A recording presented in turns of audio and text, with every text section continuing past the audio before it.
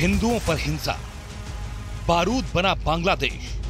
इन दो तस्वीरों में बारूद बन चुके बांग्लादेश की खूनी हकीकत दिख रही है। ये वो बांग्लादेश है जहां रहने वाले 1,35,00,000 हिंदुओं को चुन चुन कर निशाना बनाया जा रहा है।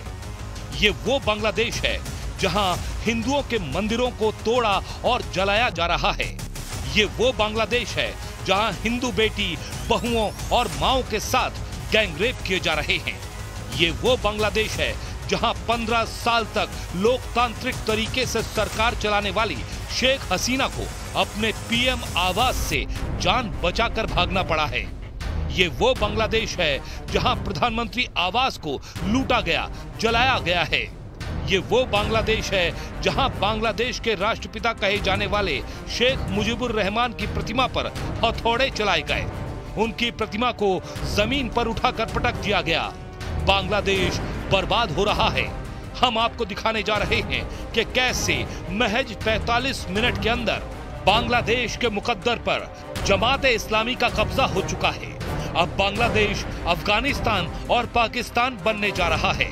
एक तरफ आवामी लीग की मुखिया शेख हसीना का वजूद खत्म हो रहा है, तो वहीं बांग्लादेश नेशनलिस्ट पार्टी का चेहरा बनी खालिदा जिया का कट्टरपंथी मिशन बांग्लादेश में जड़ें जमा चुका है। बेहद गुस्से से भरे हिंदुओं ने प्रदर्शन के दौरान जमकर नारेबाजी की।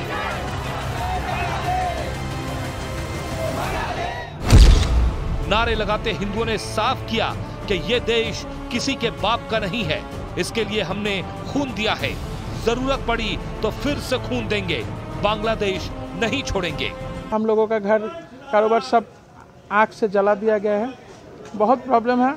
भाई है, हिंदू भाई, बुद्ध भाई जो हैं, उन लोग के घर में जाके, मंदिर में जाके आग लगा रहे हैं। बांग्लादेश के 64 जिलों में 52 जिले ऐसे हैं जहां हिंदू और अल्पसंख्यकों पर सबसे भीषण हमले किए गए, हिंदुओं को मारा गया, हिंदू महिलाओं के साथ गैंगरेप तक किए गए और अभी भी हिंदुओं को निशाना बनाया जा रहा है। बांग्लादेश के उत्तरी ढाका, दक्षिणी ढाका, चटगांव, गोपालगंज, खुलना, सिलहट, राजशाही, मैमनसिंह, रंगपुर, बरिसाल, कुमिला, गाजीपुर और नारायणगंज में जमकर हमले हो रहे हैं। बांग्लादेश में गृह युद्ध, हसीना वर्सेस खालिदा। पिछले 24 घंटे में बांग्लादेश में क्या क्या हुआ है, जरा ये भी जान लीजिए। बांग्लादेश की पूर्व प्रधानमंत्री शेख हसीना के समर्थकों और उनकी पार्टी आवामी लीग के कार्यकर्ताओं ने बांग्लादेश के सैनिकों पर हमला किया है। खबर के मुताबिक बांग्लादेश के गोपालगंज में आवामी लीग के कार्यकर्ताओं ने सेना पर हमला किया। आवामी लीग ने शेख हसीना की वापसी की मांग को लेकर रैली बुलाई थी। इसमें गोपीनाथपुरा और जलालाबाद यूनियन के हजारों समर्थक शामिल थे। शेख हसीना के समर्थकों ने ढाका खुलना राजमार्ग बंद कर दिया। जैसे ही सेना ने भीड़ पर लाठीचार्ज किया और गोलियां चलाई, तभी भीड़ ने सेना पर हमला कर दिया। गोपालगंज में हजारों कार्यकर्ताओं ने सेना के एक वाहन को आग के हवाले कर दिया, जबकि हिंसा के दौरान सेना के एक जवान से हथियार छीन लिए गए। हिंसक घटना में बांग्लादेश की सेना के 5 जवानों समेत 15 लोग घायल हुए हैं। गोपालगंज कैंप के लेफ्टिनेंट कर्नल मकसूदुर रहमान ने इस खबर की पुष्टि की है। बांग्लादेश में अब कोई सिस्टम नहीं बचा है।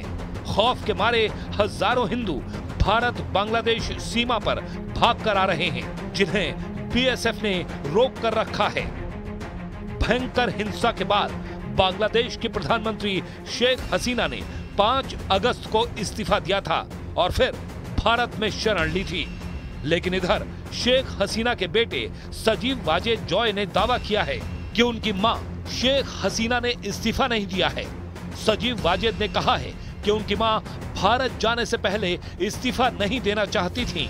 रॉयटर्स से बात करते हुए उन्होंने कहा, मेरी मां ने आधिकारिक तौर पर इस्तीफा नहीं दिया, उनके पास इतना वक्त नहीं था। आधिकारिक तौर पर वो अब भी बांग्लादेश के प्रधानमंत्री हैं।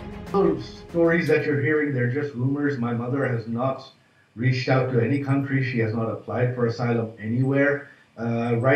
She wants to go back to Bangladesh. एक दिन पहले बांग्लादेश में चीफ जस्टिस के घर को घेरकर इस्तीफा देने की मांग की गई, जिसके बाद बांग्लादेश के चीफ जस्टिस उबैदुल हसन ने इस्तीफा दे दिया है। चीफ जस्टिस के इस्तीफे के बाद 5 और जज अपना पद छोड़ सकते हैं। वहीं प्रदर्शनकारियों ने कहा है कि जब तक सभी 6 जज इस्तीफा नहीं देते, वो सड़कें खाली नहीं करेंगे।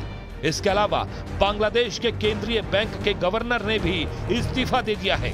वित्त मंत्रालय के सलाहकार सालेहुद्दीन अहमद के मुताबिक बांग्लादेश बैंक के गवर्नर अब्दुल रऊफ तालुकदार ने इस्तीफा दे दिया है। हालांकि उनका इस्तीफा स्वीकार नहीं किया गया है। बांग्लादेश में भयंकर बवाल के चलते एटीएम में कैश की कमी हो गई है। खबरों के मुताबिक कई बैंक लूटे जा चुके हैं। कई बैंकों ने लूटपाट के डर से एटीएम बूथ बंद कर दिए हैं। 5 अगस्त को पुलिस कर्मियों पर हमले के बाद से पुलिस अब तक काम पर नहीं लौटी है। ऐसे में सुरक्षा व्यवस्था चरमरा गई है।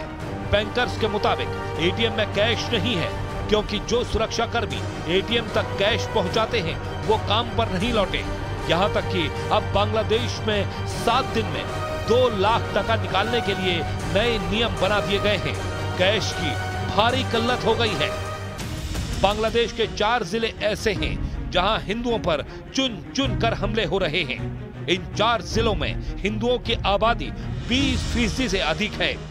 ढाका डिवीजन के गोपालगंज जिले में हिंदुओं की आबादी 26% है। वहीं खुलना जिले में 20% से ज्यादा हिंदू रहते हैं। रंगपुर डिवीजन के ठाकुरगांव जिले में 22% हिंदू निवास करते हैं। सियालहाट के मौलवी बाजार जिले में 24% हैं। बांग्लादेश में हिंदू दूसरा सबसे बड़ा धर्म है। बांग्लादेश के 64 में 61 जिलों में हिंदुओं की बड़ी आबादी रहती है।